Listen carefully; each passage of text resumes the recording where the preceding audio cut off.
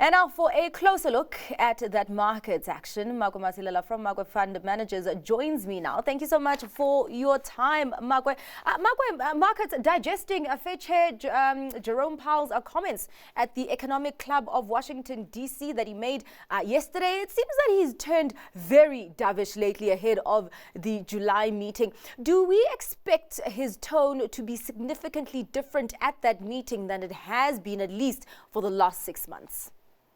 Most probably, and you are right, it's just the U-turn that he just made, and the guy is starting to tell us that they're more confident, especially given the last 2 sets of the inflation data that came out, and also when they look into the labor market. And remember, he's been saying, silently so, that you don't want to wait too long, because there's a potential that you can reverse, all the benefits that we've managed to achieve. So the guys continue to be cautious and bearing in mind that they don't want to lose credibility, because they nearly lost credibility when they took forever to start increasing interest rates. Because remember, they kept on saying this is temporary until they realized that no, they have to start acting. So yeah, so far markets are kind of happy about that. But now markets, unfortunately, they're supposed to be in the what do you call it? In the green, exactly.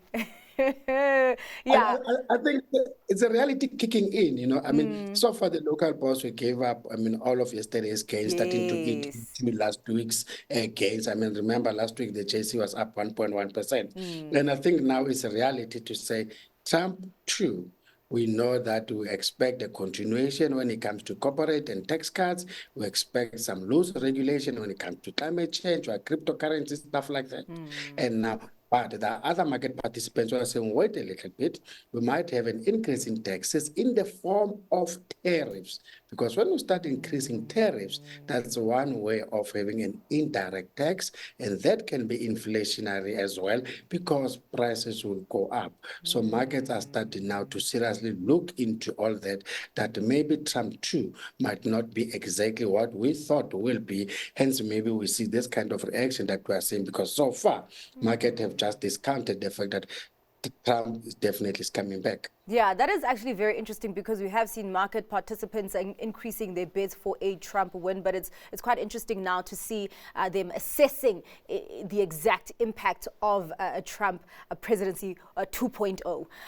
Makwe, let's get to some of the JSE company news that came out today. We did have Richemont coming out with its first quarter sales update. The jewelry maker, they're seeing a tepid growth in its sales, but also really citing a high base in the prior period. And it's quite interesting also seeing the growth figures from the different regions, because they were led by Japan, but seeming that there is still pressure there in Asia Pacific. What did you make of that update?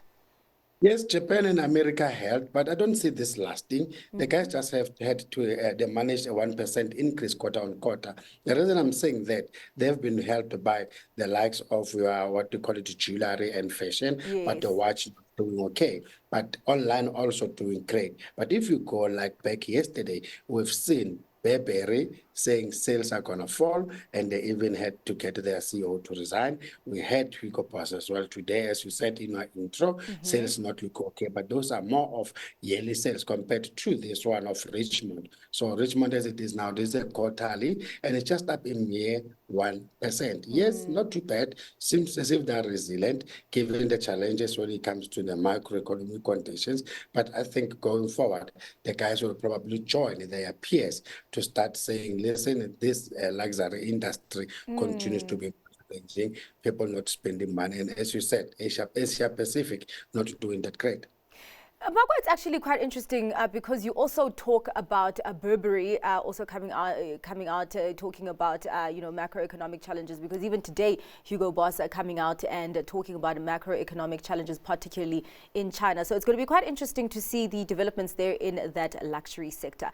Brait came out today updating us on its recapitalization plan, and also saying that it will come out with the final terms of that 1.5 billion rand rights offer on Thursday. What do you make of how this has unfolded, where now they do need all this capital to sustain the business?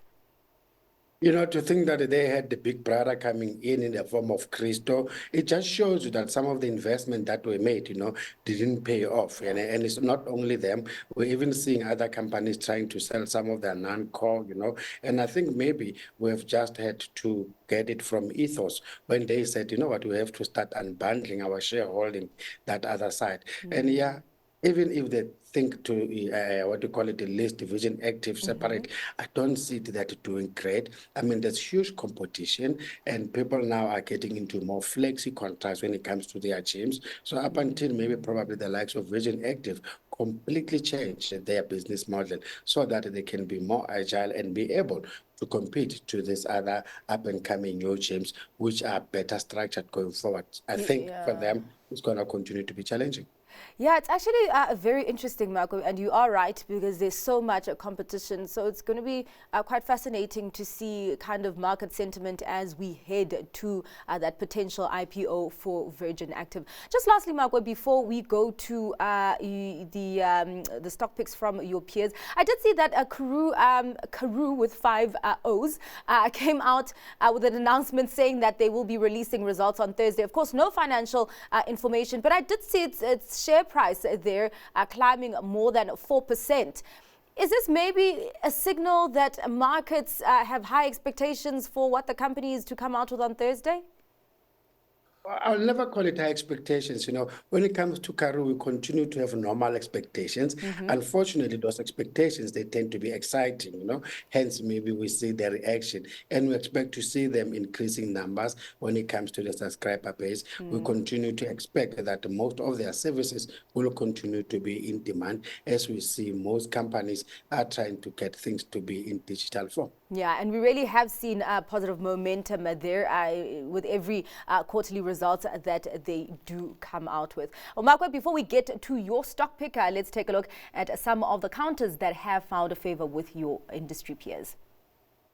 I'm going for Adobe. I think the stock has rallied fairly much since the beginning of the year, but I still think that there is potential for it to actually do a lot more creative offerings on the back of this artificial intelligence capabilities that they are acquiring like everybody else. I think there's still scope for them to lower the cost of delivering those creative offerings for the marketing people in particular.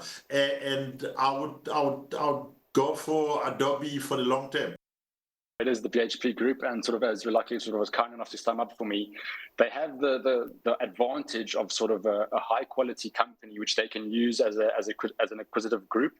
So we sort of saw they take over attempt on Anglo. They can always do that again. There are quite a few copper miners globally that are trading at very low valuations.